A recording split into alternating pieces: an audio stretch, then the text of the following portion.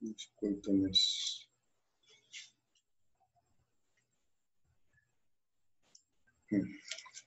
Ahora no encuentro el chat.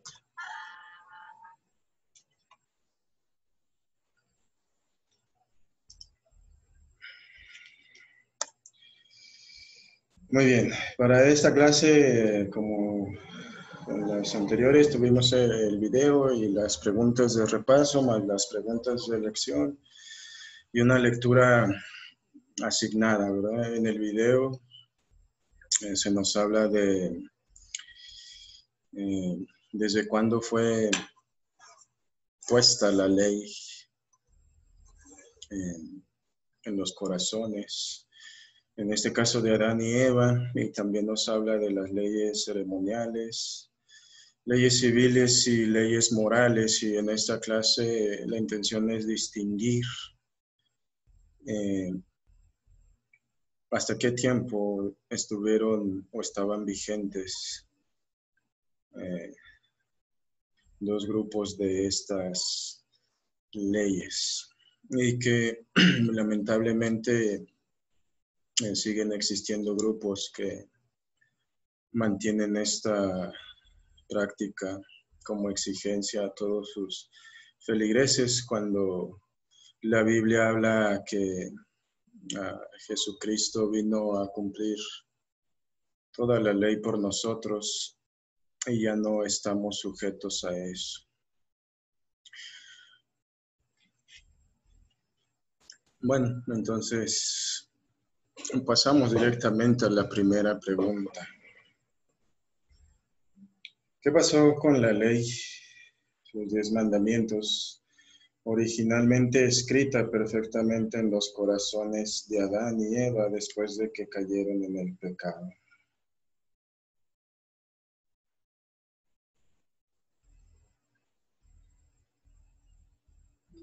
Hernán, adelante.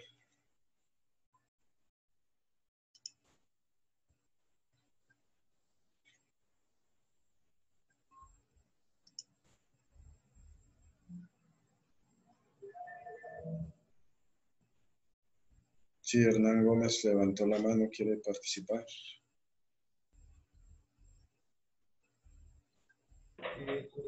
Sí, pastor, tenía el micrófono apagado. Que fueron oscurecidas, pero no destruidas. Cuando Adán y Eva pecaron, la ley fueron oscurecidas, o sea que quedaron quietas por ese tiempo mientras que venía ya Jesucristo para darnos las leyes, las nuevas leyes, el nuevo pacto. Muy bien, sí, muchas gracias. Gabino Sánchez. Sí, pastor. Yo pienso que los legalistas hacen hincapié, pero pierden el mensaje del amor de Dios por el hombre caído.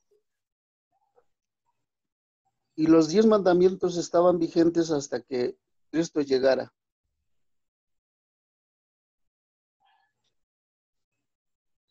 Okay. Muchas gracias. Sí, en el transcurso de la clase vamos a hablar precisamente otra vez de cuáles leyes ya no siguen vigentes precisamente por el sacrificio de Cristo. Aquí en el chat, Marley Camargo nos comparte, fue arrojada por Adán y Eva. Ramírez también nos comparte que los 10 mandamientos fueron dados a Moisés en 2 tablas de piedra en el monte Sinaí, después de que los israelitas fueron rescatados de la esclavitud en Egipto. Eso fue aproximadamente 1400 años antes del nacimiento de Cristo. Rafael Hermosilla también nos comparte que la ley fue transgredida. Sí, eso es lo que aprendemos en la historia de la caída de Adán y Eva. Pecaron, desobedecieron. Y vimos en el video, ¿verdad? La ley no fue abolida, no fue quitada, pero sí oscurecida. La ley de Dios seguía vigente todavía en esos tiempos, pero podemos decir no era transmitida de generación en generación de manera clara. Por eso la corrupción y el corrompimiento de todas esas generaciones hasta el momento del diluvio. Ok, para comparar con las respuestas que tenemos aquí, entonces, vemos aquí los hijos de Adán y Eva y todos después de ellos no nacían a la imagen de Dios como Adán y Eva, nacieron a imagen del hombre. Y como vemos más adelante en Génesis, después de la historia de la caída, cuando Adán y Eva engendraron a su primer hijo, nació a imagen y semejanza de ellos. Perdieron el conocimiento perfecto de los 10 mandamientos, pero retuvieron un conocimiento imperfecto. Por ejemplo, sabemos que aunque hay personas que no leen la Biblia, saben que no deben quitarle la vida a otra persona, que robar es malo. El adulterio puede dañar a otras personas, etc. Pero por el oscurecimiento de esta ley, por la transgresión de Adán y Eva, había este conocimiento imperfecto de la ley, lo cual obviamente no les permitía cumplirlos de manera, llevarlos a cabo de manera en que Dios lo pedía. ¿Alguna otra aportación, comentario aquí en el chat?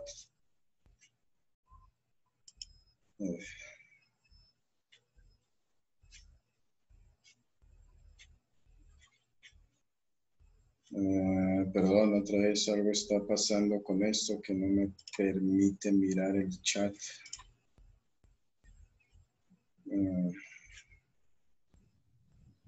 Vas a tener que actualizarlo. Mañana lo actualizas.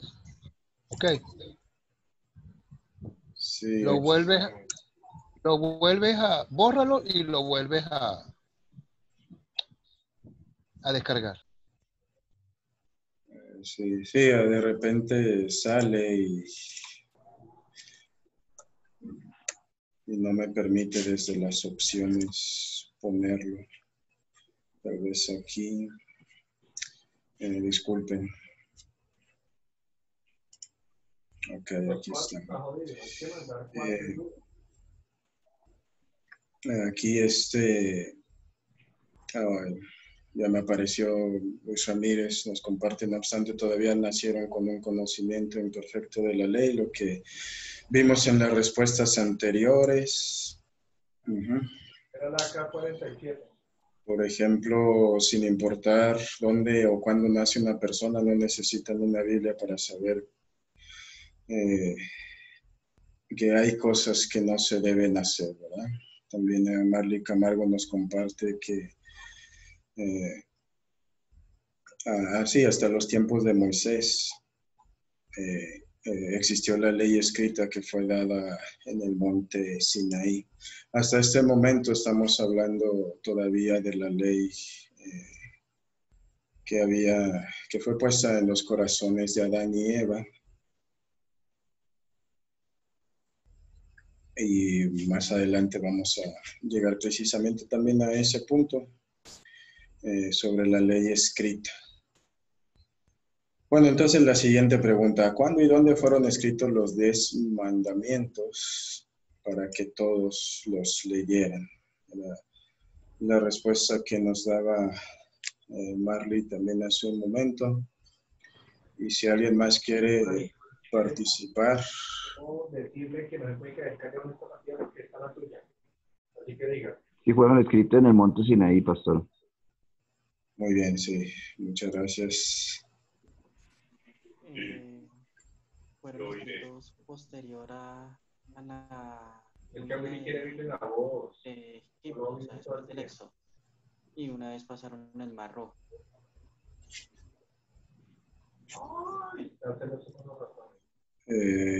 Sí, disculpe, Alejandro Gordillo, ¿podría repetir otra vez lo que dijo? Sí, o sea, el tiempo, o sea, cuando fueron escritos fue posterior al éxodo de Egipto, después de que atravesaron el Mar Rojo, cuando llegan al monte Sinaí. Muy bien, muchas gracias. Había un poco de ruido. Aquí en el chat, otra vez Patricio Rivero, también en el monte Sinaí, para ordenar, organizar al pueblo. Rafael Hermosilla nos dice, podemos hablar del monte Sinaí, pero están escritos en la Biblia. Sí, originalmente sabemos, según la historia bíblica, que fueron dados a Moisés en 2 tablas de piedra en este lugar, el monte Sinaí. Como bien dijo Alejandro Gordillo, después de que los israelitas fueron rescatados de la esclavitud. Ahí como dato adicional también lo que nos compartía Luis hace un momento, esto aproximadamente 1400 años antes del nacimiento de Cristo. Sí, aquí yo invertí la pregunta, la primera por la segunda, fue una inversión ahí, pero bueno, gracias. Sí, se comprende de todas maneras, gracias. Y también a Marley Camargo nos comparte el mismo dato. Entonces ahí ya tenemos, en base a estas 2 preguntas, ¿verdad? Vemos en qué momento fue expuesta la ley en los corazones de los primeros seres humanos y en qué momento llegó la ley escrita.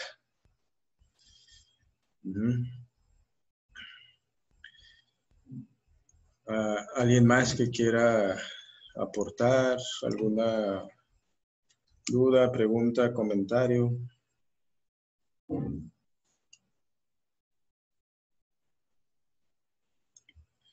Vamos con la siguiente entonces, que dice, al mismo tiempo que fueron dados los 10 mandamientos, ¿cuáles otros 2 conjuntos de leyes fueron dados?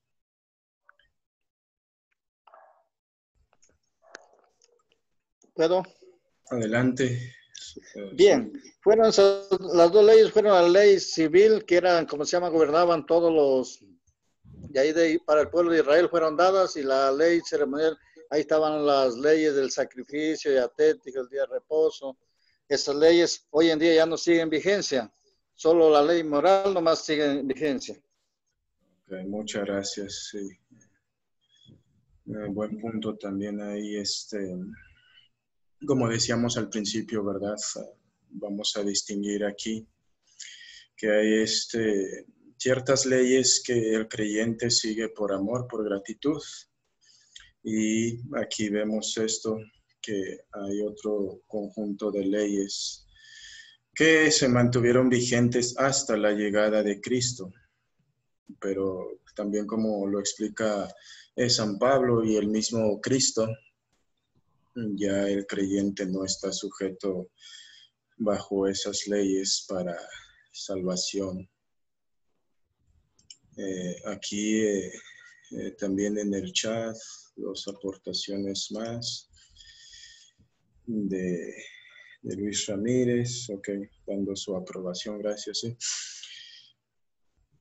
Y estos 2 conjuntos de leyes que gobernaban o regían aspectos específicos de la vida del pueblo, la ley civil gobernaba su vida cotidiana y la ley ceremonial fue dada para la vida religiosa. Y dentro de eso también podemos hablar de un tercer conjunto que se deriva de esto, que es la ley moral, que también vamos a ver más adelante. Pastor, una preguntita que cuando hablamos de la ley ceremonial, que es la ceremonia, que es toda yo podría llamarlo, toda la liturgia que se forma dentro de un templo, sí, es malo. La ley ceremonial, por lo menos, hacer toda esta ceremonia, todo ese ritual que hacemos en nuestras iglesias. Eso es bueno, o sea, pienso que es una costumbre, ¿no? O estamos hablando de otro tipo de ley ceremonial. Eso es lo que quisiera que me aclarara. Okay, sí, como les decía en un principio, en ese momento vamos a distinguir de qué manera el pueblo de Israel estaba sujeto a estos dos conjuntos de leyes que se tenían que cumplir, pero aún con eso sabemos que estas leyes no los salvaban. La ley escrita no fue dada para su salvación. Hoy día hay grupos, ¿verdad?, que siguen manteniendo la solemnidad, por decirlo de alguna manera. Pues sí, eso es bueno, la solemnidad, y como dice San Pablo, hacer siempre todo con orden y decencia, siempre y cuando no sea exigencia, es decir, no sé, podemos pensar en que, si no hay flores en la iglesia, entonces no podemos hacer el servicio, misa, culto. Pues eso no es ley, ¿verdad? Si el pastor, sacerdote, no está usando sotana, toga, entonces el culto no tiene validez. Ese es el punto, ¿verdad? Hay leyes que sí, podemos seguir otra vez por agradecimiento, por solemnidad, pero que ya no estamos completamente sujetos a eso, ¿verdad? Bueno, el respeto siempre tiene que haber, dentro del culto, dentro del templo, un respeto. Hay que, mire, yo vengo bueno, no es que yo vengo, yo pertenezco a Cristo céntrico. A mí me pregunta, ¿qué religión, qué doctrina? Yo digo ahorita, soy cristocéntrico, porque yo comienzo en la luterana, pero con el sínodo de Missouri. Y la diferencia entre Missouri y la Wisconsin es eso, la ceremonia. ¿Me entiendes? Sí, sí. Y es lo que nosotros no queremos entender. Y estoy correcto. Tenemos una falla.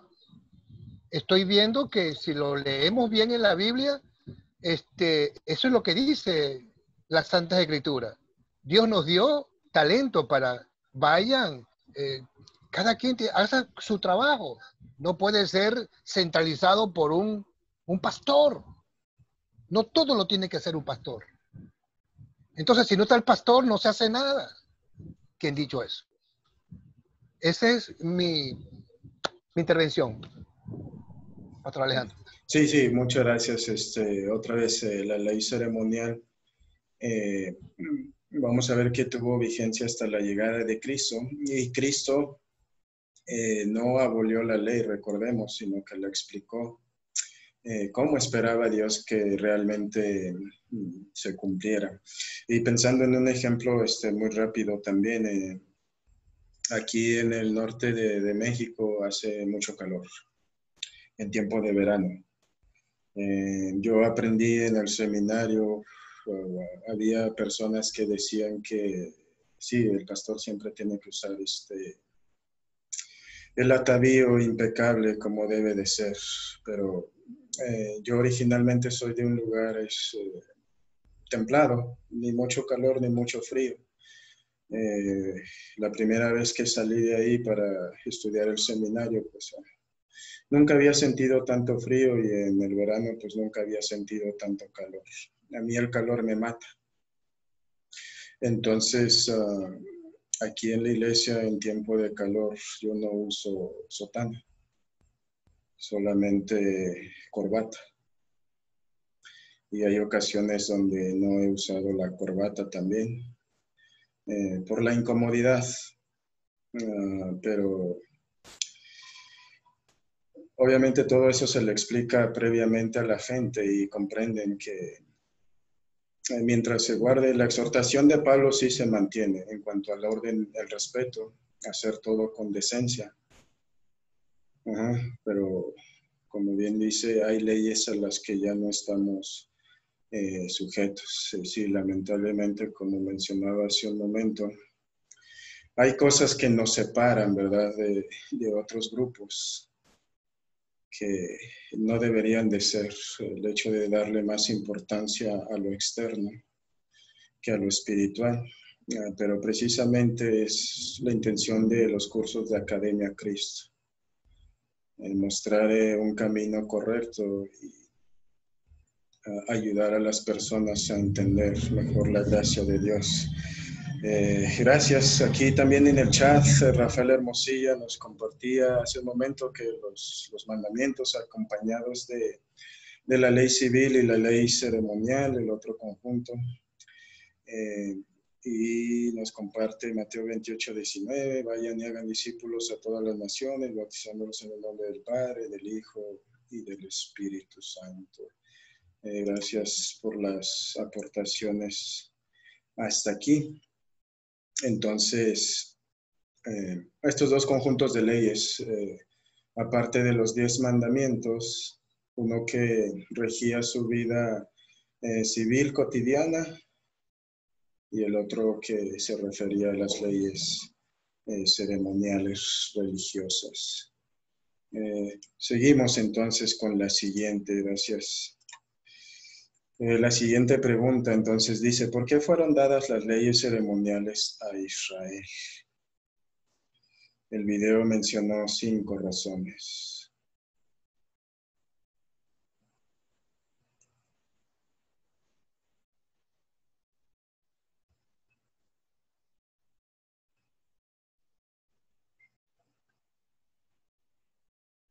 Vimos hace un momento que la ley ceremonial regía, fue puesta para dar para regir su vida religiosa. Y ahora esta pregunta dice, ¿por qué fueron dadas?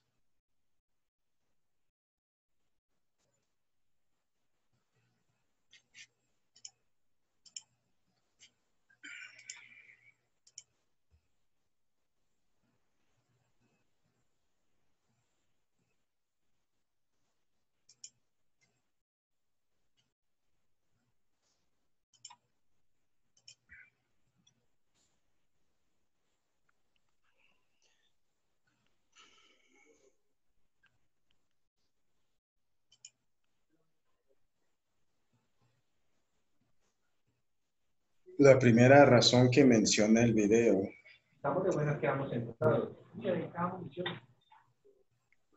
Sí, perdónenme. Han dicho. Pues digan a mí. Todos los cuatro. 1, 2, 3. Sí, Hernán quería participar. No, pastor. Oh, disculpe.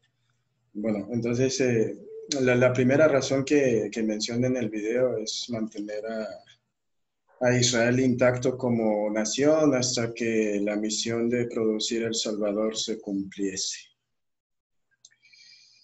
Parte de ley ceremonial. La segunda razón que menciona el video es mantener el recordatorio en el pueblo de su necesidad de un Salvador. Esto es parte de la ley moral. Lo que aprendimos también en las lecciones anteriores, que sirve como espejo. Recordarles que por ellos mismos nunca iban a poder salvarse, porque vemos en toda la historia del pueblo de Israel que una tras otra vez fallaban constantemente. Incluso algunos días después de ser liberados de Egipto, comenzaron a quejarse, a murmurar contra Dios, contra Moisés, contra Aarón. Entonces, otra de las razones por las que Dios les da la ley ceremonial es para recordarles su imperfección y esa necesidad del Salvador. Otra razón que menciona el video es frenar su naturaleza pecaminosa, el uso de la ley como freno o cerca. También es parte de la ley moral. Otra razón que vimos ahí en el video, guiarlos a una respuesta que complace a Dios por su misericordia. El uso de la ley como guía, también parte de la ley moral. Y la quinta razón que vimos ahí, representar la venida del Salvador en cuanto a la ley ceremonial. Recordemos que en el caso de Aarón, el escogido como el sacerdote expiador, cada cierto tiempo hacía un sacrificio hacia Dios para pedir por los pecados de todo el pueblo una vez al año, lo que se conoce también como el día de la expiación. Y esta ley ceremonial, esta práctica de la ley ceremonial, una representación de la llegada del Salvador, que pagó, intercedió y pagó por los pecados de todo el mundo, ya no cada cierto tiempo, sino una vez y para siempre. ¿Alguna pregunta, comentario, duda hasta aquí? ¿Alguien más que quiera aportar?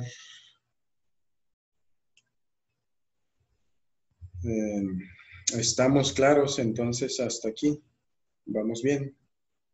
Entonces, el pueblo de Israel, por individuo, no podía hablar con Dios, no podía pedir perdón directamente. Tenía que haber sido por el sumo sacerdote, en ese caso Aarón, era el que pedía perdón por su pueblo, el que estaba autorizado. ¿Es así lo que Sí. me quiere explicar? En cuanto, sí, bueno, la relación con Dios es personal y cada Claro. creyente sí tenía esa oportunidad de acercarse a Dios en oración. Recordemos también en la historia, cada vez que Dios se comunicaba con el pueblo, el monte se estremecía. Había relámpagos y eso asustaba a la gente. Por eso quisieron tener a alguien que intercediera por ellos, se acercara a ese lugar, porque a ellos les causaba pánico. Pero en la historia bíblica siempre hemos visto que Dios trata a cada persona como individuo y desde siempre todos hemos tenido esa oportunidad de acercarnos a Dios en oración. Y hay varios ejemplos, ¿no? Enoc, Dios habla con Adán, ¿verdad? Perdón, con Caín. Desde ahí podemos ver esa interacción, por así decirlo, relación individual de cada persona.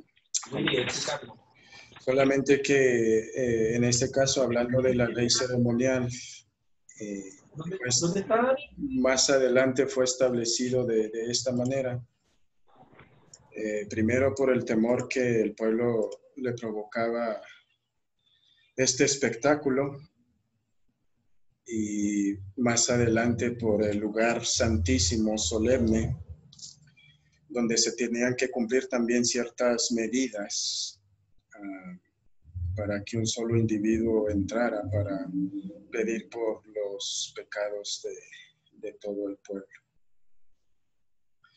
No sé si eso responde su duda, pregunta. Sí. Ahora sí entiendo. Okay. Sí entiendo. Bueno, entramos en lo mismo. Dios es un Dios de orden. Quería el orden. Correcto. Muy bien, sí. Más adelante es uno de los puntos que vamos a tocar también. Otro de los propósitos de la ley, en este caso la ley civil. Entonces, bueno, seguimos con la siguiente pregunta. Soy yo como parte de las preguntas de la lección. Bueno, la última pregunta de repaso. ¿A quiénes fueron dadas y por cuánto tiempo estarían en vigor estas leyes? Fueron dadas al pueblo de Israel, pastor, hasta la llegada del Salvador, hasta la llegada de Jesucristo. Muy bien, muchas gracias, Hernán. Exactamente, así es como lo aprendimos, ¿verdad? Se nos explicó en el video. Sí, señor. Gracias. También Luis Ramírez nos aporta aquí. Nos había también aportado los puntos anteriores, las razones por las cuales fue dada la ley ceremonial. Y aquí también nos aporta que la ley moral es para todas las personas de todos los tiempos y la ley ceremonial solamente es para los israelitas y solamente hasta la llegada del Mesías, también como aportaba Hernán. Y sí, es lo que aprendimos, ¿verdad?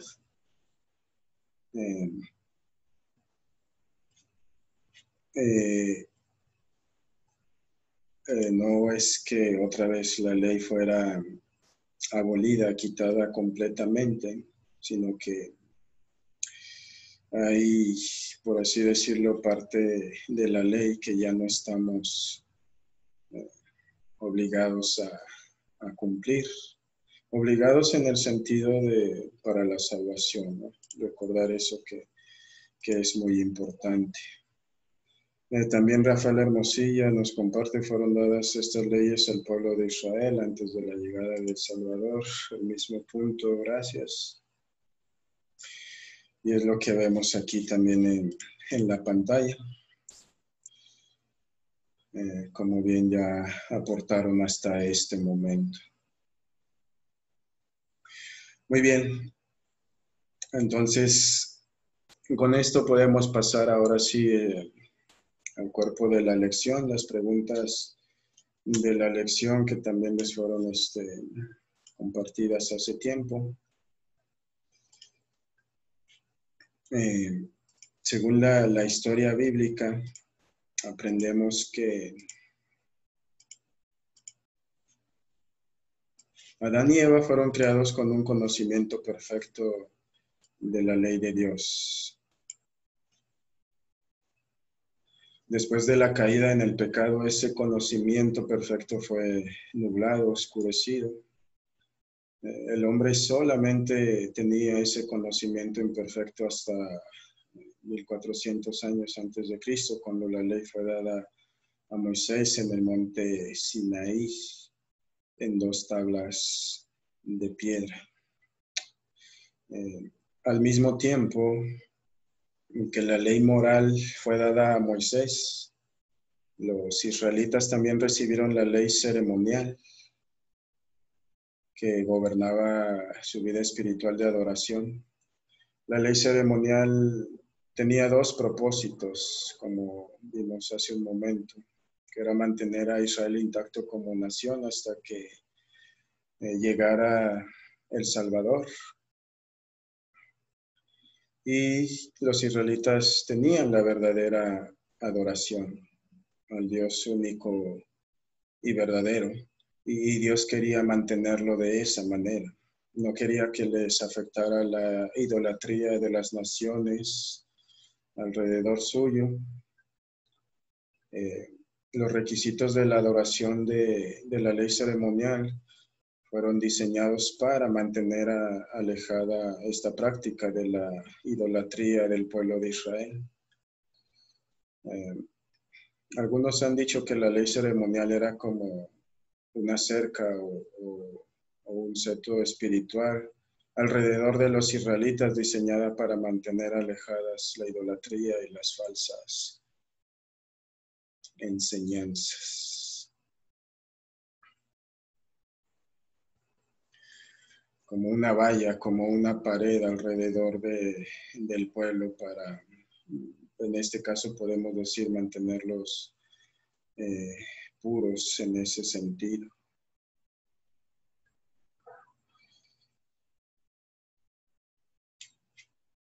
¿Alguna pregunta, comentario?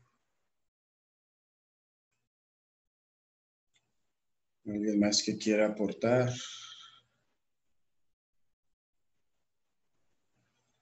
Vamos bien entonces hasta este momento.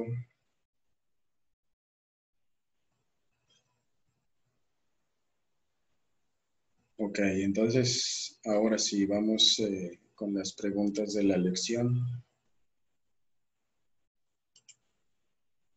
La primera pregunta de la lección. ¿Cómo señalaba al Mesías prometido la ley ceremonial?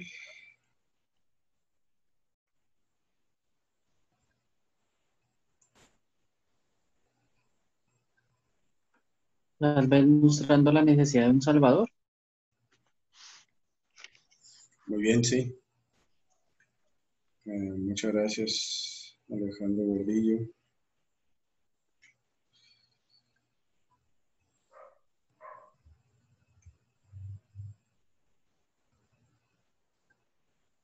Aprendimos hace un momento de eso también en la pregunta 3, me parece, ¿verdad?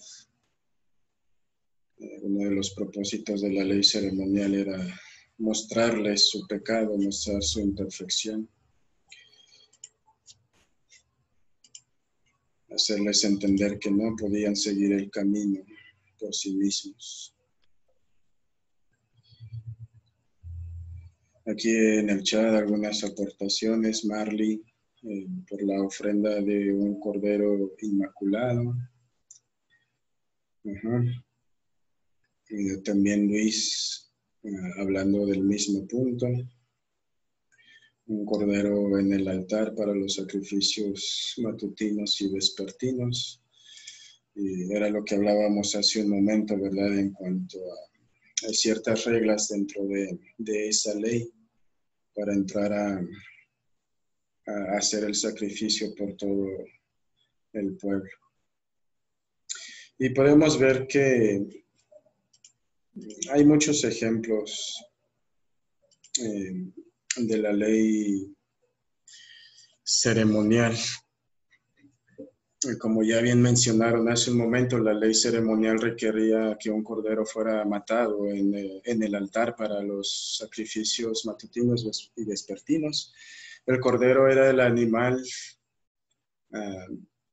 de sacrificio. Por eso cuando Juan el Bautista señaló a Jesús y dijo, ese es el Cordero de Dios que quita el pecado del mundo, como vemos en Juan 1:29, los que le escuchaban entendieron inmediatamente por qué se refería a Jesús como un cordero.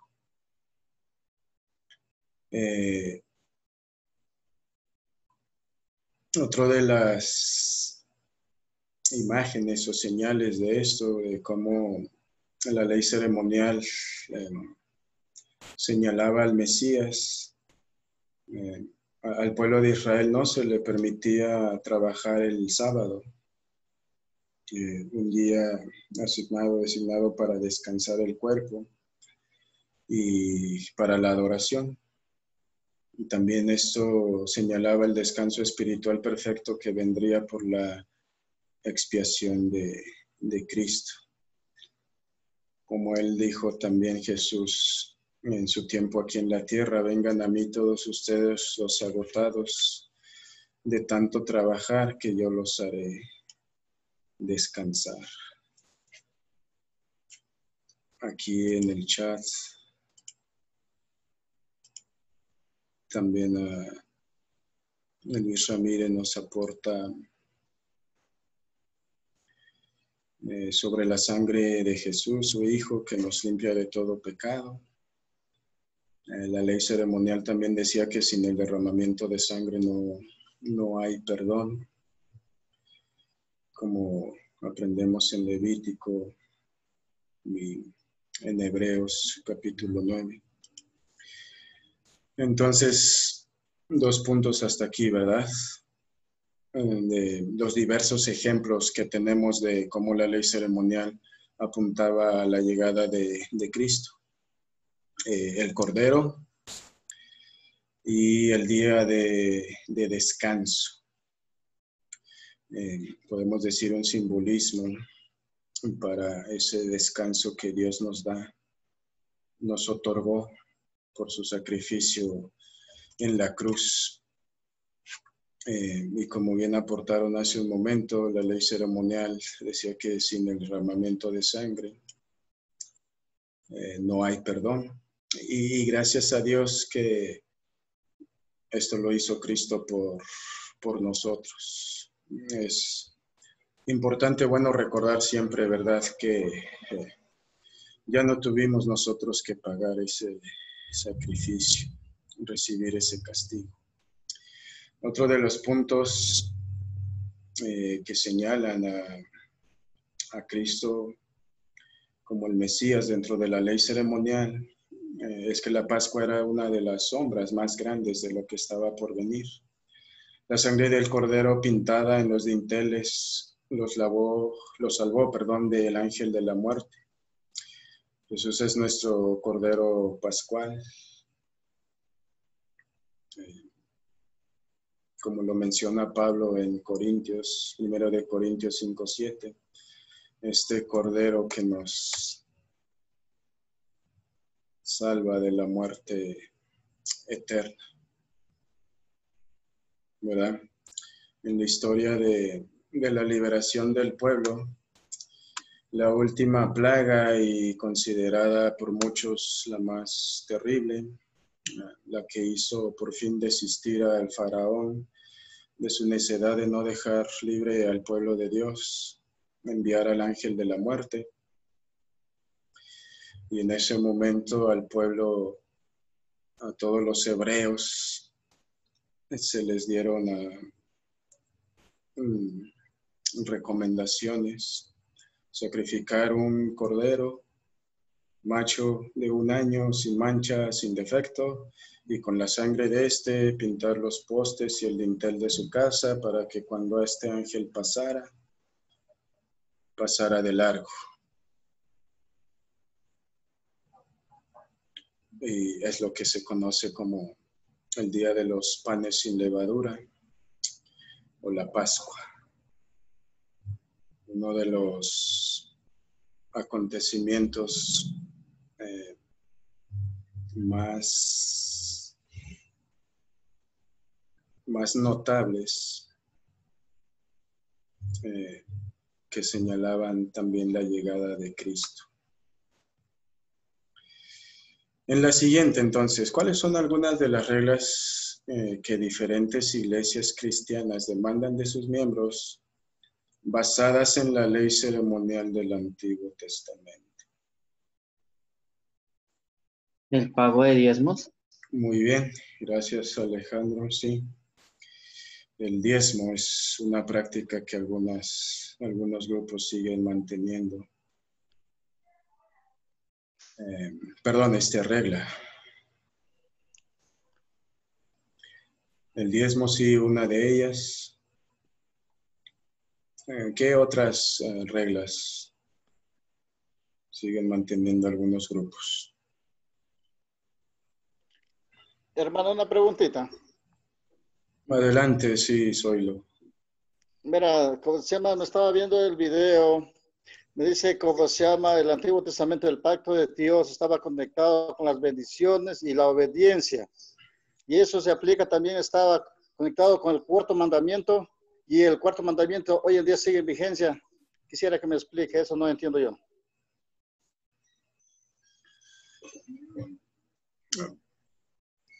Otra vez, perdón, no lo escuché muy bien. Ya, estaba viendo un video. Sí, Dice que el pacto antiguo estaba conectado con las bendiciones y con la obediencia. Y eso aplicaban hasta al pueblo de Israel nomás. Y entonces, y también estaba conectado con el cuarto mandamiento. Y el cuarto mandamiento hoy en día sigue en vigencia en la ley moral. Eso no podía entender yo. Quisiera que me explique. No sé, porque esto ya, como se llama, lo estaba viendo aparte. Me metí yo en YouTube. ok, el cuarto mandamiento dice honra a tu padre y a tu madre. No sé Él si sigue en vigencia hasta el día de hoy.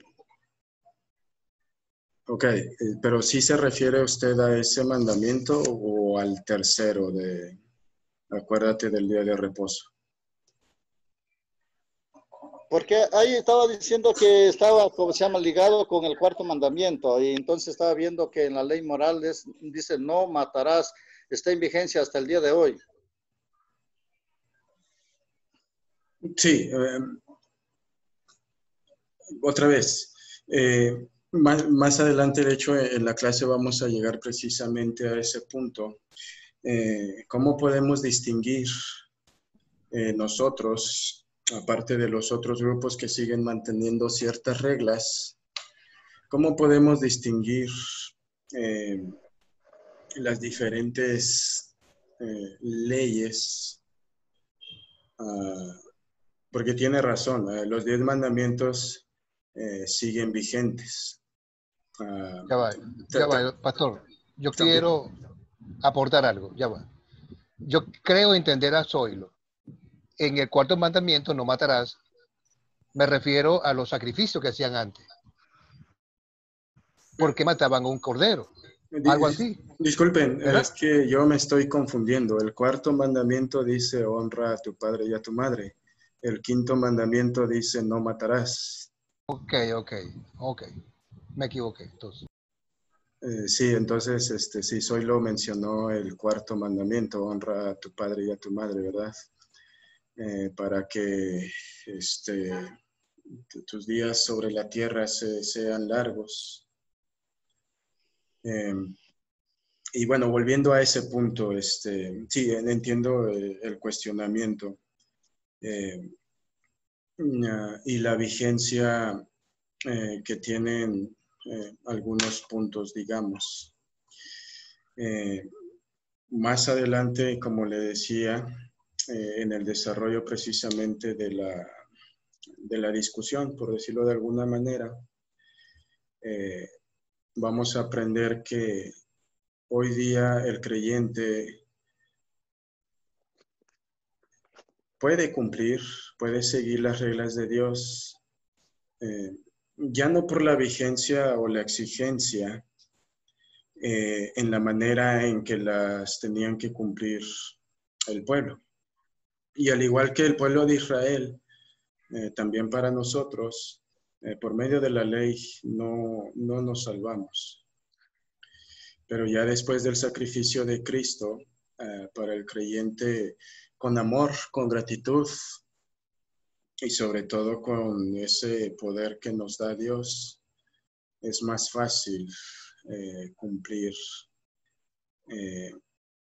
los mandamientos de Dios. Entonces, permítame, vamos a responder esta y entonces seguimos con esta cuestión que podemos ir desarrollando también conforme a la lección. Pastor, perdón. Sí, adelante. Dice también de guardar el sábado.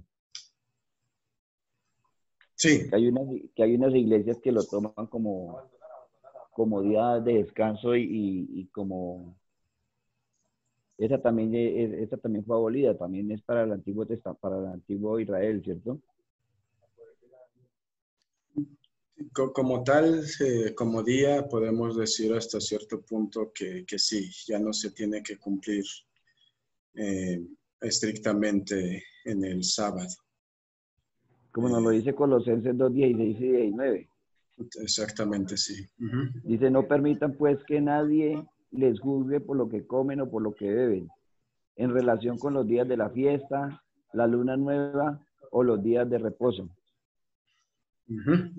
Yo creo que incluye el sábado, ¿cierto? Excelente, sí. Dentro de la respuesta que daban ahorita hace un momento, que se mencionó el diezmo, otra de las reglas que algunos grupos siguen manteniendo, las leyes dietéticas no permiten a sus feligreses ciertos alimentos, la prohibición de comidas y también la adoración los sábados, exigir que el sábado tiene que ser el día de la adoración. Uh-huh. Sí, señor.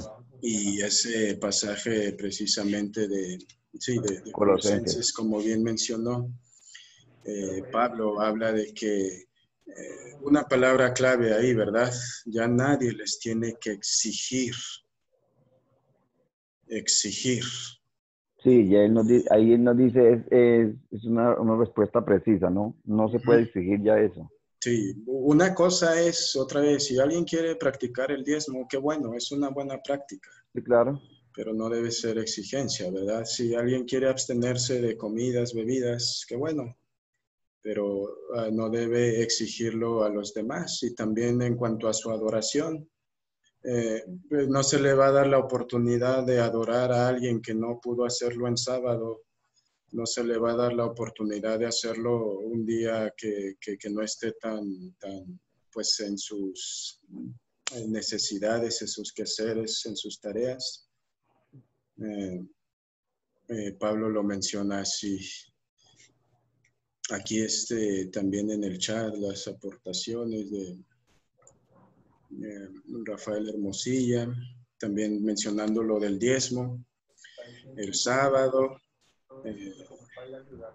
incluso la forma de vestir. Marley Camargo también nos dice que hacer las obras, esto todavía es ley moral. Pastor, si recordamos, hay mucho ruido. Si recordamos, cuando los espíritus malignos vieron a Jesús y se atemorizaron y se metieron dentro de los cuerpos de unos cerdos, y estos a su vez se fueron al farallón y se murieron. O bueno, asustados, entraron, le permítanme que entráramos a los cuerpos de los cochinos, de los cerdos. El animal porcino, cerdo, pienso, a partir de allí no quedó como un animal aborrecible para Dios. O sea, están todavía esos espíritus, se mantienen dentro de esos animales. A hoy día, ¿se puede comprender así?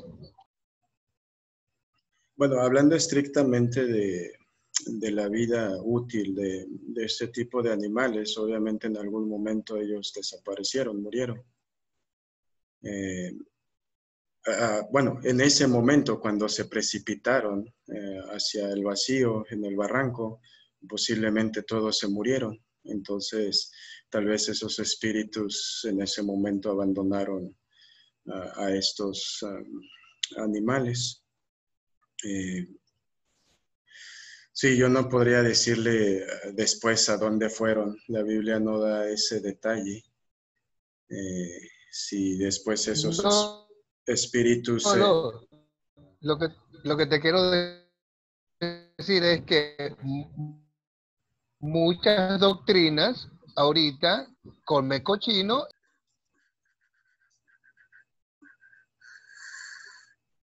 Oh, ok, sí, eso es parte de las leyes dietéticas también y de las leyes morales que fueron dadas al pueblo de Israel. También se menciona la sangre, ciertas partes de los animales, pero no creo que el animal en sí haya quedado, como dice, aborrecible para Dios. ¿Puedo aportar algo, mi pastor? Sí, permítame. Sí, en un momento. La cuestión es, como bien menciona hace un momento, Jesús explica más adelante precisamente este punto. Lo que contamina al hombre no es lo que entra en su boca, sino lo que sale de ella. El peligro otra vez de poner leyes, e incluso historias, digamos, donde la Biblia no las pone, es la confusión. La confusión. Otra vez, la ley al pueblo fue dada para mantenerlos, digamos, hasta cierto punto a raya, antes de la llegada del Salvador, mostrarles la necesidad de esto, pero en la llegada de Cristo, Él cumplió todo esto perfectamente por nosotros. Y como mencionaba hace un momento, está bien, si alguien quiere abstenerse de comidas, por salud, por diferentes causas está bien, pero no debe hacerlo como exigencia a los demás o esperando que los demás también hagan esto. Pablo también nos exhorta, ¿verdad?, a que si a tu hermano más débil le causa problema que comas ciertas cosas, menciona la carne en ese momento, no lo hagas delante de él. También de momento no recuerdo el pasaje, es en Hechos, cuando Dios dice, no, parafraseando, Pablo también habla sobre los alimentos, dijo, tú no debes llamar impuro lo que Dios ya purificó. Y en ese pasaje se refiere específicamente a los alimentos. Pedro, sí, perdón. Cuando se da gracias por los alimentos, él mencionó eso. Pues ya están bendecidos por Dios. Se puede tomar como eso. Además, es creación de Él. Esos animales fueron creados por Él. Y bueno, y son benditos, pues, y son bendecidos. Exactamente, sí. Sí, perdón. Pastor. Adelante, sí. Si no estoy mal, también Pablo en una parte dice que cuando vayamos a comer no le preguntemos a nuestro anfitrión de dónde viene la carne o de dónde viene el alimento para no llegar a tener como esa sensación de que estábamos cometiendo algo mal. Y él se refería especialmente a las carnes que eran utilizadas en sacrificios de templos paganos. Él decía que no preguntáramos, sino que simplemente ya si nosotros conocíamos el lugar y ya no queríamos comer esa carne, lo podíamos hacer, pero que en el momento en que alguien nos invite o que alguien nos diga vamos a comer, no preguntáramos de dónde viene esta carne. Entonces ahí él nos está exhortando a que podemos comer cualquier tipo de alimento sin importar, entre comillas, su procedencia, dado que todo ya ha sido purificado. Muchas gracias, sí, muy buen punto. Y me parece que esto precisamente amplía un poco más todo esto. ¿Verdad? Cuando sentamos a comer en algún lugar, si alguien nos invita, es una buena práctica orar, dar gracias a Dios por el alimento y tomarlo como eso, como una bendición. Muchas gracias por este aporte. Pastor. Sí, adelante. Sí, no, yo quería comentar que por qué el pueblo judío no comía cerdo. Más que nada el cerdo no lo comían porque los cerdos, los hatos de cerdo permanecían en la parte trasera de los campamentos donde estaban las letrinas del campamento y ahí ellos se alimentaban de los desperdicios y la basura que el pueblo botaba. Los cerdos eran los que limpiaban, ¿no es cierto?, los desperdicios del pueblo. Entonces, de ahí que el judío no comía el cerdo por eso, porque lo consideraban inmundo.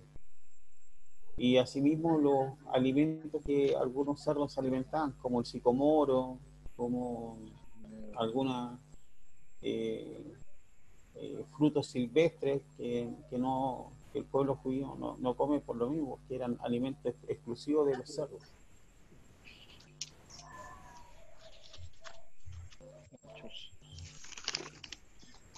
Sí, eso precisamente lo vemos en en las leyes levíticas, perdón, en el libro de Levítico, como bien menciona,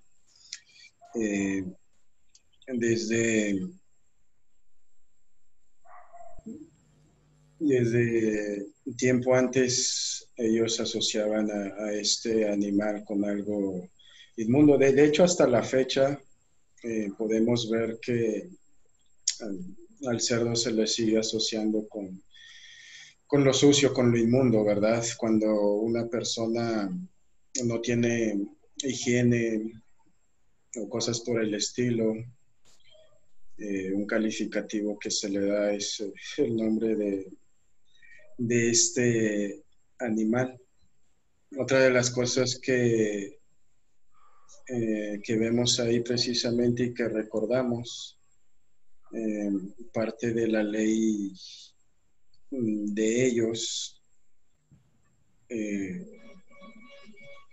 que se conocía como, no recuerdo bien ahorita el concepto, la palabra, pero ellos fueron instruidos en que todos los cárnicos no deben ser consumidos al mismo tiempo que los lácteos. Y también había una ley que prohibía a los judíos comer carne porcina en cualquiera de sus formas. Y que de hecho hasta el día de hoy el Israel físico lo mantiene vigente. La comida kosher tiene que ser solamente comida kosher. ¿No? Y otra cosa, pastor, los utensilios. Yo recuerdo que si yo me llego a enterar de que cocinaste en una olla que yo te pido prestada y allí cocinaste porcino, cochino, cerdo, eso, ¿qué va? Eso no va conmigo. Quédate con eso allá. Sí, se contamina. Los utensilios, sí, está contaminado. Todo el utensilio donde esté la sangre de ese animal es.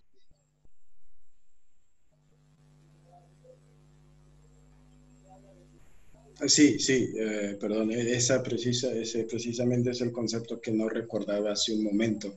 La forma correcta de consumirlo, que incluía, como dice, la forma de prepararlo y los utensilios con que eran preparados.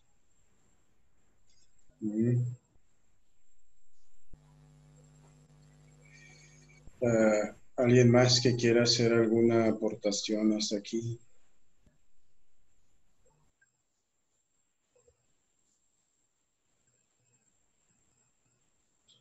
En el caso otra vez de esta práctica que también de hecho algunos grupos siguen manteniendo, por ejemplo los musulmanes, judíos y algunos grupos legalistas, hemos aprendido que es por su interpretación de la ley. En cierta manera podemos decir que ellos siguen teniendo obscurecida esta ley, como pasó con Adán y Eva. No les permite entender correctamente, completamente, que la relación con Dios, la salvación no se basa en lo que nosotros hacemos o dejamos de hacer.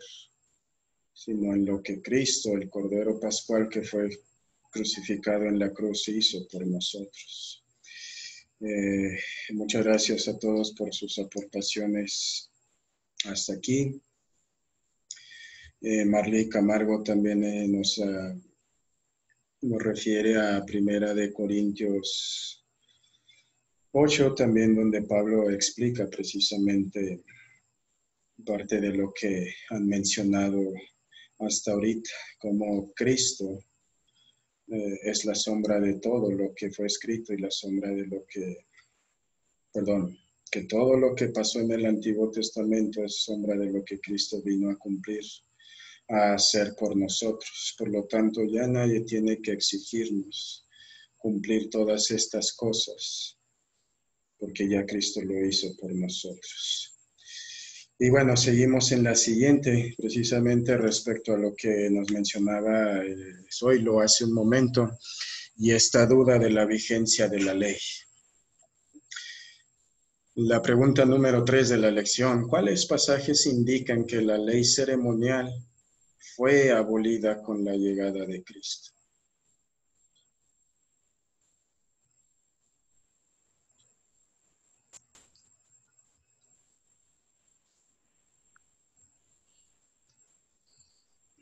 Ya hace un momento, ¿verdad? Fue sí, Hernán, ¿verdad? Quien nos compartió Colosenses. Una vez más, ¿alguien podría hacer favor de leer Colosenses 2, 16 y 17, por favor?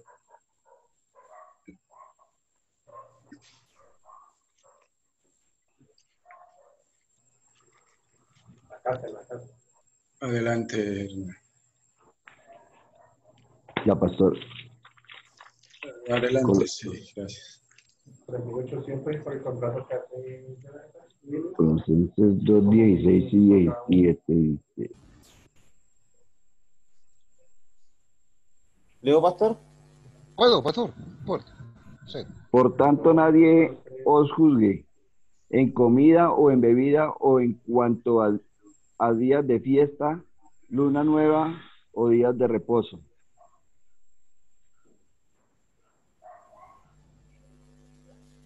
Sí, falta una parte ahí. O días de reposo. Todo lo cual es sombra de lo que ha de venir, pero el cuerpo es de Cristo. Uh-huh. Y fíjense aquí otra vez, ¿no? Cada vez que yo recuerdo este pasaje, estos dos conceptos, palabras que usa, sombra y lo real. Es Jesucristo. Exactamente. Y Pablo menciona que todas esas leyes solo eran sombra de lo que estaba por venir o lo que está por venir, pero que lo real es Cristo. Otra vez, hablándonos de este concepto, idea que aprendimos desde el principio, la ley obscurecida, sombra, la ley nublada en los corazones y también la ley escrita más adelante por la actitud, por la corrupción, por el pecado, por la naturaleza del ser humano. Y que lo real y lo verdadero vino a cumplirlo Cristo Jesús. Y vemos ahí debajo de este pasaje en la pantalla que nos dice una sombra, al igual que una sombra siempre señala al objeto que la proyecta. El objeto o cuerpo al cual señalaba la ley ceremonial era Cristo. La ley ceremonial cumplió su propósito de mantener los ojos de los israelitas en el Mesías venidero. Con su llegada ya no era necesaria esta ley. La ley ceremonial fue abolida. La ley ceremonial. Y la ley civil también. Uh-huh. Sí, bueno, como vemos aquí en la pantalla, ya no necesaria. ¿Ok? Otra vez, Cristo no vino a quitar la ley. Cristo vino a darle cumplimiento a la ley. Pero como bien aprendemos en la Biblia, esta ley ya no es necesaria para nuestra salvación. Muy bien. Otro de los pasajes. Sí, adelante. Jeremías 31 al 32, pastor. Ok, Dice, sí. ¿lo leo, pastor?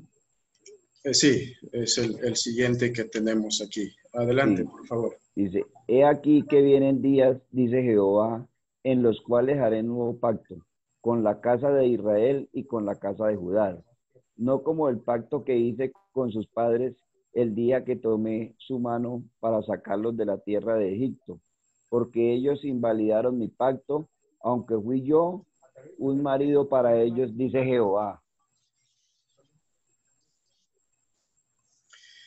Uno de los pasajes, bueno, para mí más bellos en la Biblia, toda la Biblia es palabra de Dios, pero tal vez uno de mis pasajes favoritos, recordando el pacto de Dios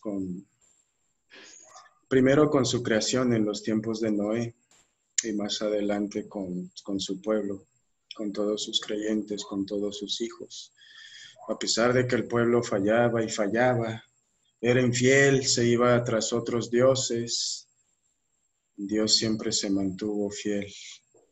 Incluso hoy día también con nosotros, a veces nos falta esa fidelidad hacia Dios, ¿verdad? Buscamos otros caminos según nuestra situación, según nuestros sentimientos, nuestras penas. Si sentimos que la palabra de Dios no es suficiente, la oración, a veces buscamos otras soluciones o remedios que damos cuenta tal vez muy rápido que no sirvieron o que fueron solamente esos remedios momentáneos. Pero ahí está siempre Dios como un marido fiel hacia nosotros. Y otra vez, hablando del oscurecimiento de la ley o ese ensombrecimiento que quedó en todo el pueblo y todos los pecadores. Aquí lo menciona Jeremías. Ustedes invalidaron mi pacto, pero haré un nuevo pacto con ustedes, no como ese que quedó oscuro, invalidado por ustedes, sino un nuevo pacto que se cumple también con la llegada de Cristo Jesús, con la llegada del Mesías. Y precisamente Cristo también habla de este pacto en Lucas 22:20. Si alguien lo puede leer, por favor. Amén. De igual manera, después que hubo señalado toda la copa, diciendo, esta copa es el nuevo pacto en mi sangre, que por vosotros se derrama. Amén. Muchas gracias. Ahí está la prueba total de que es Cristo quien vino a cumplir el pacto establecido de Dios Padre con su pueblo. Con la institución. Hermano, aquí también hay una que dice en Jeremías 7:21 también, que son estas leyes de Moisés añadidas y también son anuladas en Gálatas 3:19 y 24. ¿Estaba encontrando? Sí, como vimos en la cuestión anterior, la pregunta anterior de la lección, hay muchos ejemplos, pasajes que nos hablan precisamente de eso. Y otra vez muy importante, como bien lo dijo Cristo, yo no vine a quitar la ley o a los profetas, sino a darles cumplimiento. ¿Ok? Recordando siempre que la ley de Dios no es mala. La ley de Dios fue dada con cierto propósito, pero después del sacrificio de Cristo, esa ley ya no es necesaria. Como mencionamos hace un momento, si alguien se quiere guardar de ciertas cosas, adelante. Si alguien quiere mantener ciertas prácticas, está bien, pero no usarlas como reglas o exigencias para otros En el caso del diezmo, por ejemplo, tal vez no tienen todos la misma capacidad económica, los mismos ingresos, los mismos recursos. Exigirle a alguien que está pasando por apuros no es justicia de Dios, son reglas humanas. Sí, Sidín Vargas levantó la mano. No, pastor, fue un error, me equivoqué. Bueno, no hay problema, está bien. Pastor, Adelante, sí. o sea, es que también debemos ver que el primer diezmo que se dio, que fue el de Jacob, fue un diezmo voluntario, o sea, en ningún momento fue una exigencia de Dios ni nada por el estilo, sino que voluntariamente lo dio. Entonces, ¿por qué se vendría a tener como una exigencia en estos momentos? Cuando se sabe que el diezmo empezando porque no era dinero, sino que eran alimentos, era el comino, el eneldo y cosas así por el estilo. Y lo otro es que era para los sacerdotes del templo.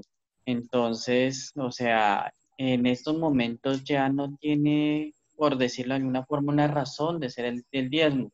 Si la persona quiere ofrendar a la iglesia el 10% de sus ganancias, bienvenido sea, pero no que sea como una regla o como algunos pastores en algunas iglesias que he escuchado que dicen, no, pues ya el diezmo no es vigente, pero si antes uno le daba el 10% a Dios, démosle ahora el 20, el 30, el 40.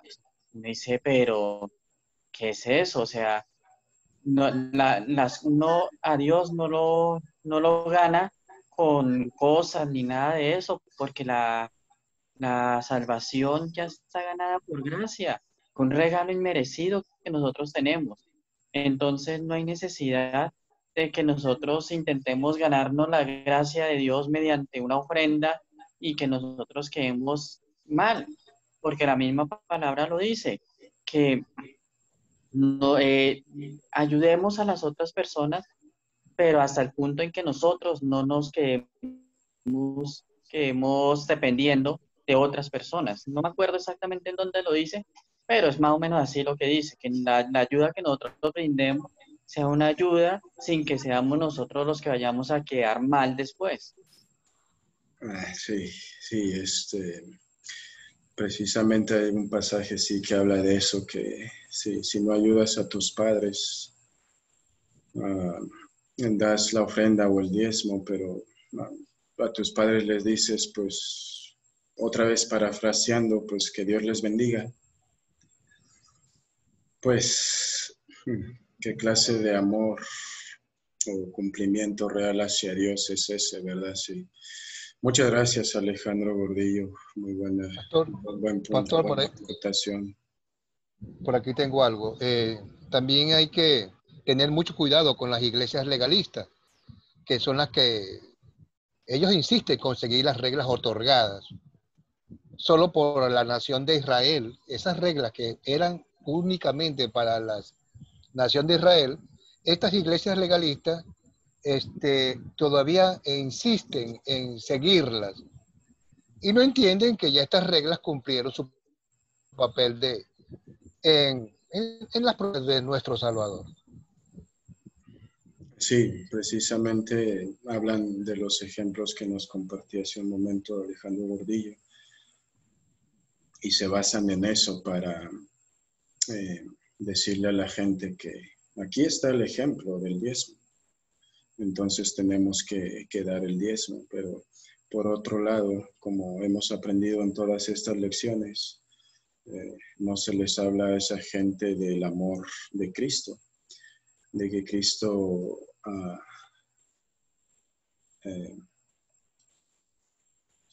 por decirlo de alguna manera, volvió innecesario eso para la relación nuestra con Dios. Sí.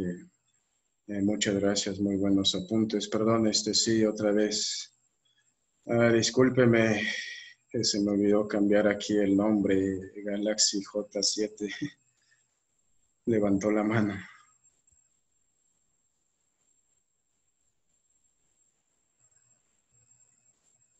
Tiene silenciado, ok. Sí, Pastor, el diezmo no sería por gracia, por agradecimiento al Señor más que todo, que se debe dar aparte. ¿Satanás no existe? ¿Qué opino? Otra vez, no escuché bien la última parte, perdón. Primeramente, el diezmo se debe dar por gracia, por el agradecimiento que uno tiene de lo que Dios hace en la vida de uno. Otra cosa, Satanás no existe por el motivo del cual nosotros al dar el diezmo y la ofrenda, nuestro proveedor diario es bendecido por él para que el enemigo no nos lo toque y al contrario, abundemos. No sé, ¿qué opina? Ok, sí, ya comprendí.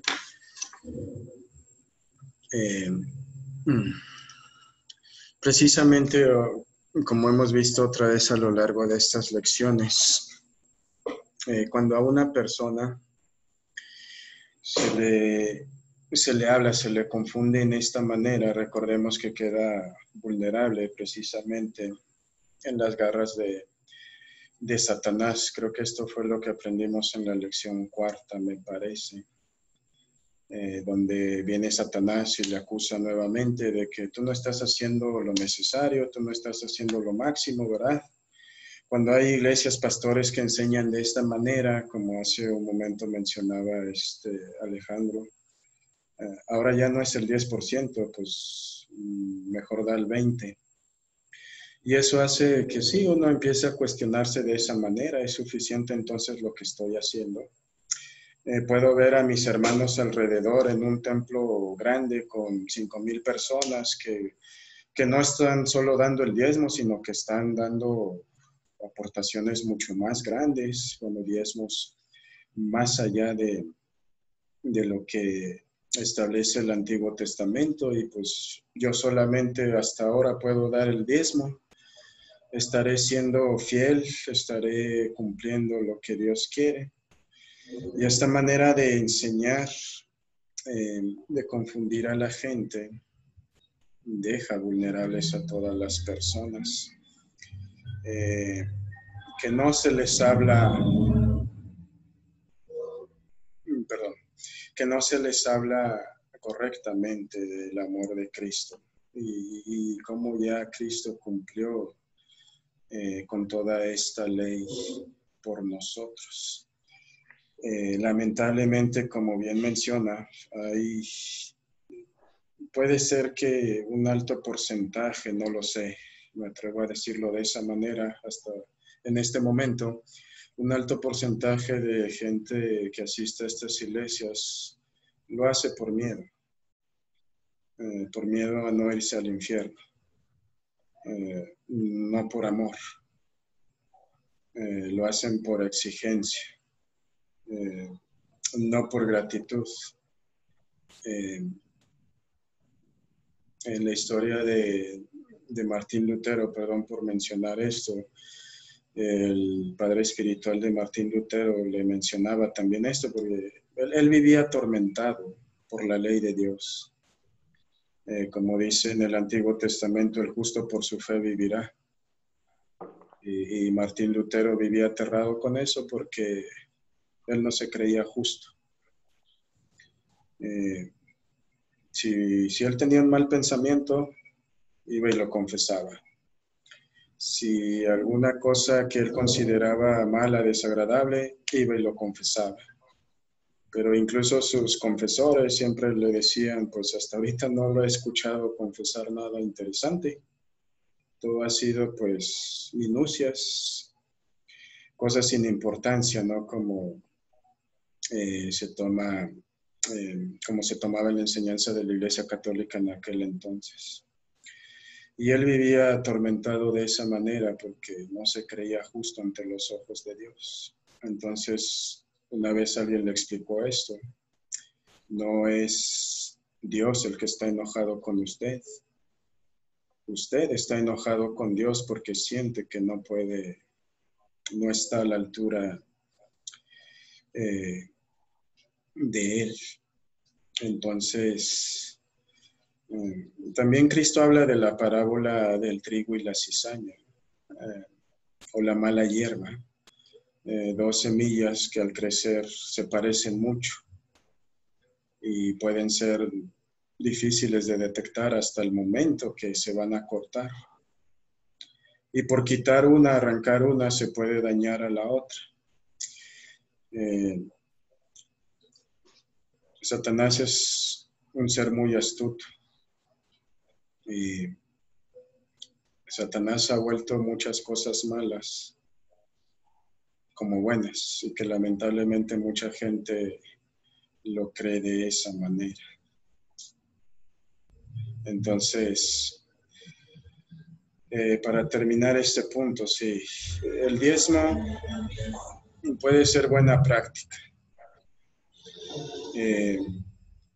No estamos obligados a eso, pero tampoco podemos prohibirle a alguien que quiera dar su diezmo, pues decirle que no, porque está entendiendo de manera incorrecta.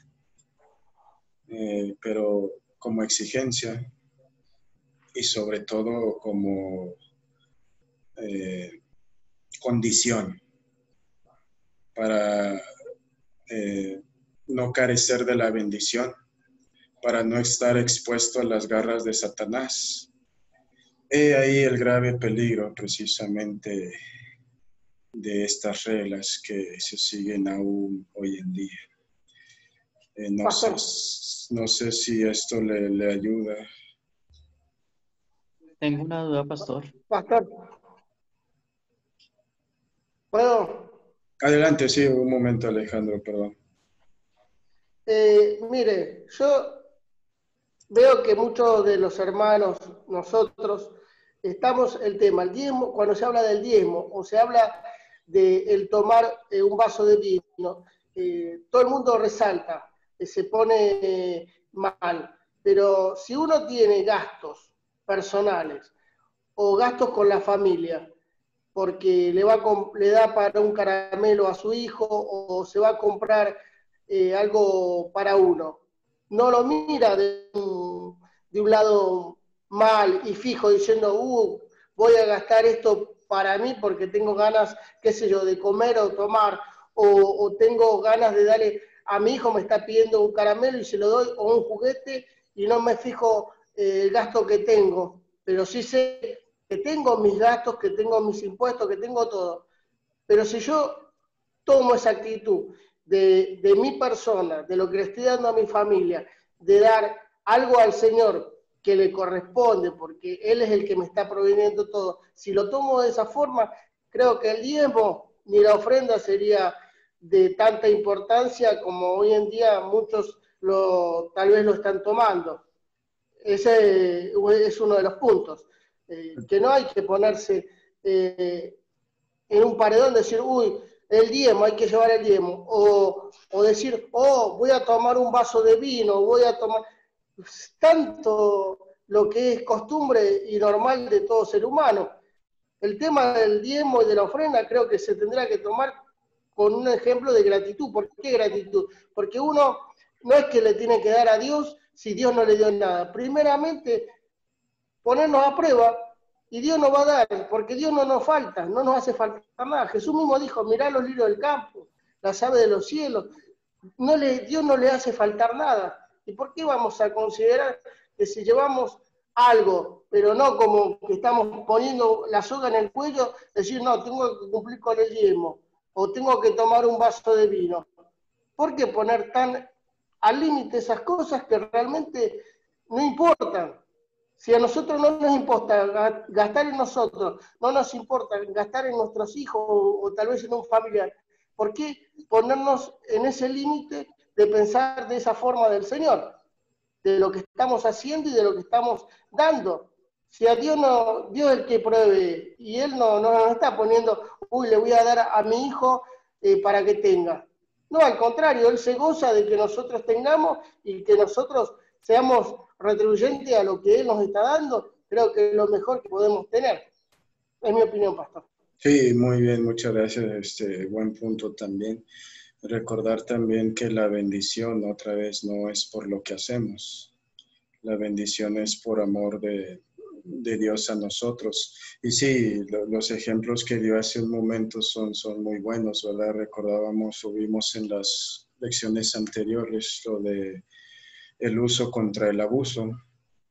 Si estás en peligro de tentación, bueno, pues sí, no lo uses. Si estás gastando en algo que va a dañar tu cuerpo, en vez de invertirlo en algo que es necesario para ti, ahí está el problema, ¿verdad? Y sí, estamos hablando aquí de prácticas buenas, sanas, que no tienen en sí nada de malo, pero la interpretación. El problema a veces es la forma de enseñarlo y la exigencia. Sí, muchas gracias por este aporte. Alejandro Gordillo. Sí, pastor. Pues con respecto a lo que decía el hermano ahorita, yo digo sí, o sea, efectivamente, nuestro Padre Creador es el que más nos ha dado y Él le debemos dar nosotros sin mirar, porque Él nos da sin ver qué es lo que nos está dando, porque no nos lo está dando todo. Igualmente nosotros debemos dar alegremente las cosas, no por obligación. El problema, yo digo, de los diezmos como tal, es cuando toda la doxia de la iglesia gira alrededor del diezmo. Que si usted no le da el diezmo a la iglesia, le está robando a Dios. Que si usted el diezmo no lo da y esto, entonces se va a ir al infierno. Que usted tiene que dar el diezmo porque es una parte de la ley.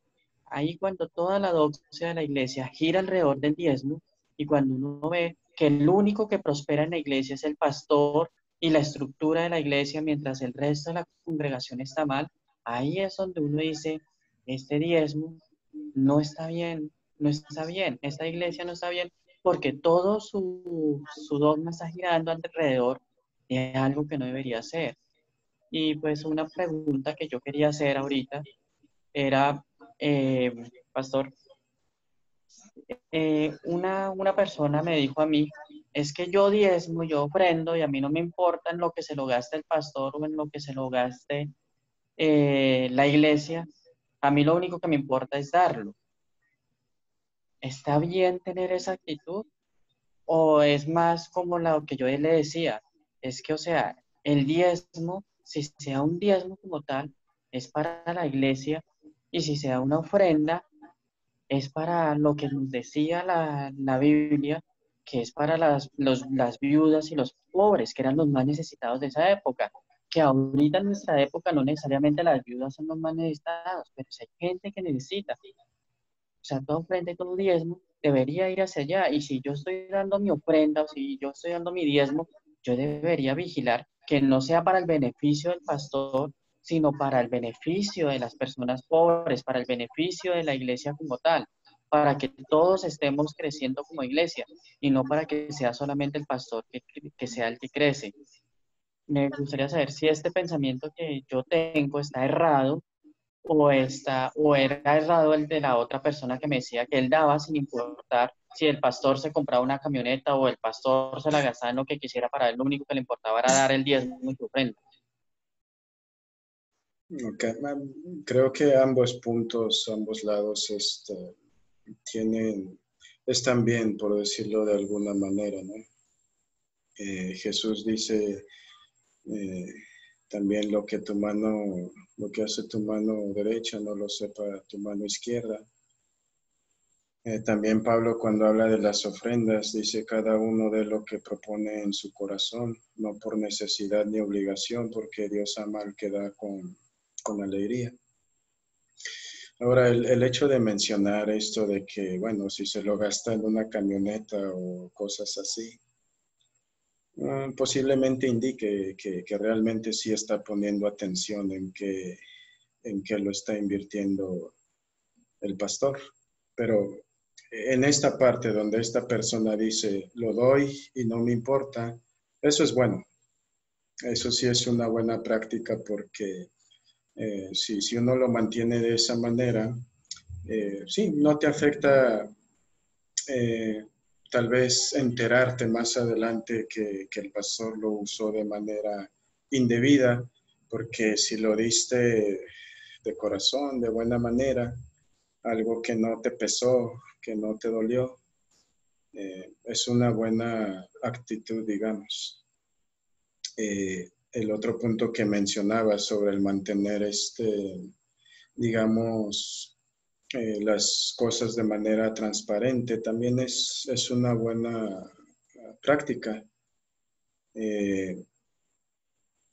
Cada iglesia se supone se sostiene de los fondos que aportan sus feligreses y de ahí se pagan, no sé, cosas como mantenimiento, cuentas, todas las necesidades que conlleva el lugar físico. Y siempre también para mantener el buen orden y la decencia, tal y como lo hacían los discípulos cuando designaron a otras personas para encargarse de las cosas que ellos no podían hacer. Siempre mantener este orden en todos los sentidos y todas las responsabilidades que conlleva la vida ministerial, por decirlo de alguna manera. No sé, dar un informe de cuánto tenemos ingresado, en qué cosas se está gastando tanto, en fin, eso es una buena práctica también, tal y como posiblemente se hacía con Judas Iscariote, que era el que mantenía o se les designó como tesorero de los discípulos. Aunque más adelante vimos que Iscariote tenía no muy buenas intenciones con el ejemplo del perfume.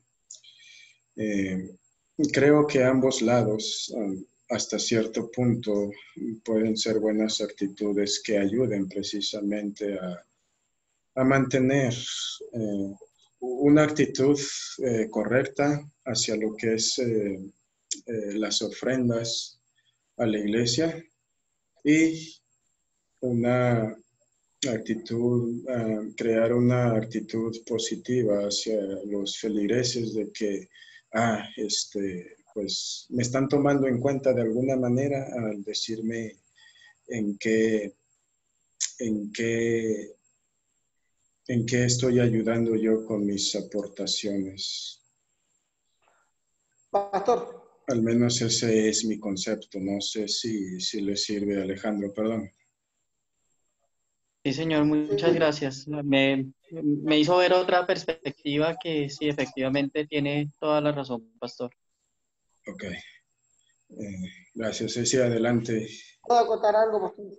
Sí, adelante, adelante. En segunda de Filipenses 2, 14, dice, haced todo sin murmuración, ni discusiones, para que seáis irreprensibles y sencillos, hijos de Dios sin mancha, en medio de una generación malvada y perversa, en medio de la cual resplandeceréis como lumbrera en el mundo. Hacedeos de la palabra de vida, para que en el día de Cristo yo pueda glorificarme de que no he corrido en vano, ni en vano he trabajado. Sí, muchas gracias por compartir este pasaje. Y eso se puede resumir, digamos, de alguna manera en hacerlo todo con amor. Aprendimos precisamente en la primera parte de esta lección eso, el pueblo que murmuraba contra Dios. Los que se portaban mal eran ellos y aún así murmuraban contra Dios. ¿Por qué no sacaste de Egipto? Que no había suficientes tumbas allá para morir. Dios les abrió el mar para que pudieran pasar. La nube durante el día, la columna de fuego durante la noche guiándolos, y aún así no abrían los ojos, aún así seguían fallando porque sí, querían que Dios les diera todo sin ellos hacer un mínimo esfuerzo, simplemente por el hecho de ser el pueblo escogido. Y hoy día, lamentablemente, mucha gente, por pertenecer a una iglesia, por aprender una doctrina, mantiene esa actitud.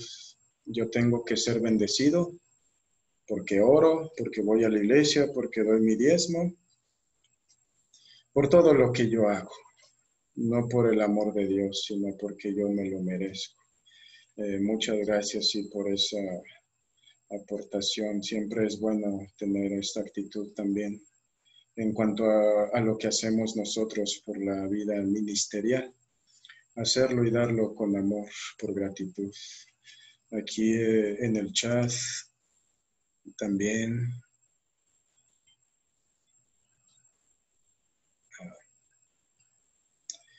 Rafael Hermosilla nos comparte: ese tema del diezmo es controversial debido al legalismo de algunas iglesias. Considero que se debe leer en contexto Malaquías 3. Más adelante, precisamente en las últimas 2 lecciones, se va a ampliar también un poco más esto. Si es que todavía hay alguna duda, pregunta, comentario sobre esto. Sí, lamentablemente hay cosas que por la interpretación se han llegado a establecer todavía o se mantienen vigentes como reglas que no debería ser como regla, como exigencia, sino por amor. Para terminar este punto, hablando del pacto que invalidaron el pueblo de Dios, los israelitas, del cual nos habla Jeremías. El no observar la ley ceremonial fue lo que descalificaba a Jesús delante de los fariseos como el Mesías prometido. Es por eso que los fariseos se referían a Jesús como un transgresor de la ley. Y esto sucede hoy día también, lamentablemente, con los grupos legalistas. Si no haces esto, si no aportas, si no... Todos son reglas que si no se siguen, entonces no estás cumpliendo con la ley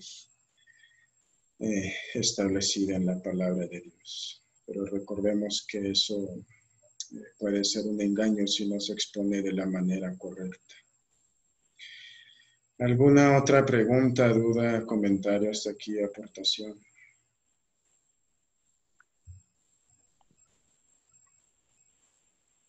Hace 1 o 2 preguntas pensé que íbamos a concluir antes de las 8, pero extendimos un poco más. Artemio Vélez, si quiere aportar algo.